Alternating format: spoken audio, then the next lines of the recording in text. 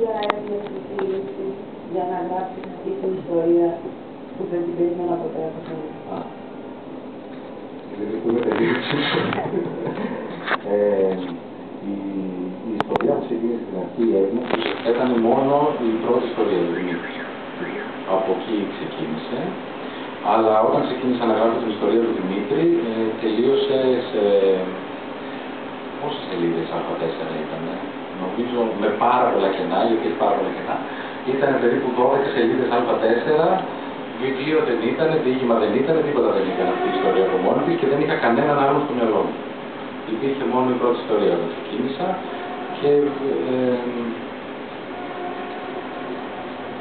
ξεκίνησα να το γράφω και τούλωσα τον τίτλο Maybe, γιατί δεν ήξερα αν θα το κρατήσω ή όχι ως αρχείο στον υπολογιστή.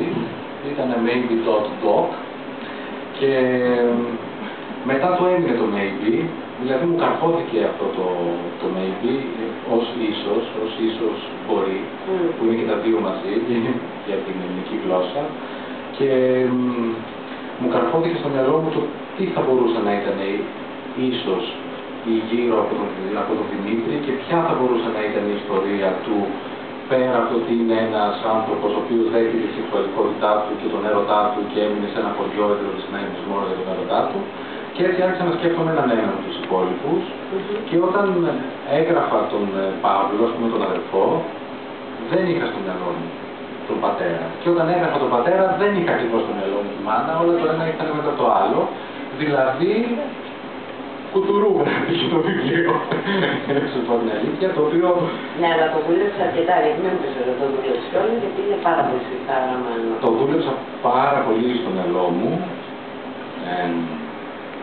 Όχι όταν έπαιρνε κάτω. Όταν έπαιρνε κάτω, γινόταν πάρα πολύ γρήγορα. Δηλαδή, είναι ένα βιβλίο το οποίο γράφτηκε μέσα σε 3 χρόνια. Από την ώρα που ξεκίνησε μέχρι την τελευταία του τελεία, ας πούμε, γράφτηκε μέσα σε 3 χρόνια. Αλλά αν το βάλεις αυτό σε πραγματικές ώρες γραφής, είναι πολύ λίγες μέσα στα 3 χρόνια. Δεν έχω κάνει πάρα πολλές διορθώσεις από αυτό που ήταν αρχικά. Ναι, είναι λίγες. Δεν κατάφερα ποτέ να προσθέσω, ενώ πολλοί φίλοι που το διάβαζαν στην αρχή μου είπαν ότι σε κάποιους χαρακτήρες έχουν απορίες και είχαν περισσότερες σκηνές για να καταλάβουν τι γίνεται. Πολύ μεγάλη σύγχυση με τον Δημήτρη, όλοι γυρνάγανε πίσω να καταλάβουν αν μιλάει άντρας ή μιλάει γυναίκα στην πρώτη ιστορία. Αλλά δεν κατάφερα να βάλω πάρα πολλά κομμάτια εμβόλυμα και αυτά ήταν πολύ λίγα που προσθέθηκαν μετά. Και απλά είχε άλλο τέλος. Είχε άλλο τέλος από αυτό που γίνεται τελικά. Το έχετε διαβάσει όλοι εννοείται, έτσι. Δεν το έχετε διαβάσει εσύ, να πω τι γίνεται στο τέλος, δηλαδή να το πω, δεν πειράζει, δεν είναι και τίποτα, τα γραφάτε, δεν είναι και. Δεν είναι και. Το τέλος, το είχα γράψει το τέλος, κανονικά. Το τέλος.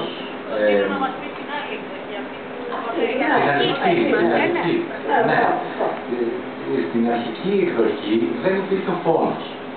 Ο πατέρας δεν σκότωνε. Το κάνει καλά. Ναι, δεν σκότωνε. Στην αρχική εκδοχή τέλος πάντων δεν υπήρχε ο φόνος και όταν διάβασε το βιβλίο ο Νίκος Ζούδιερης, με τον οποίο είμαστε φίλοι καρδιακοί, κολλητοί, ό,τι σημαίνει αυτό εδώ και πάρα πολλά χρόνια, μου είπε ότι, και μου ξεκλείδωσε ουσιαστικά και είχε δίκιο, ότι ο πατέρας να τα κάνει όλα αυτά στον γιο του δημοσίως στην πλατεία δικαιολογείται μόνο αν έχει σκοτώσει πριν τον άνθρωπο ο οποίος θα έκανε όλα αυτά ή θα έκανε όλα αυτά, οπότε το τέλος ουσιαστικά ανήκει στον Νίκο Ζούδιερη. Έτσι νομίζω ότι είναι συναισθηματικά μόνο έτσι θα μπορούσε.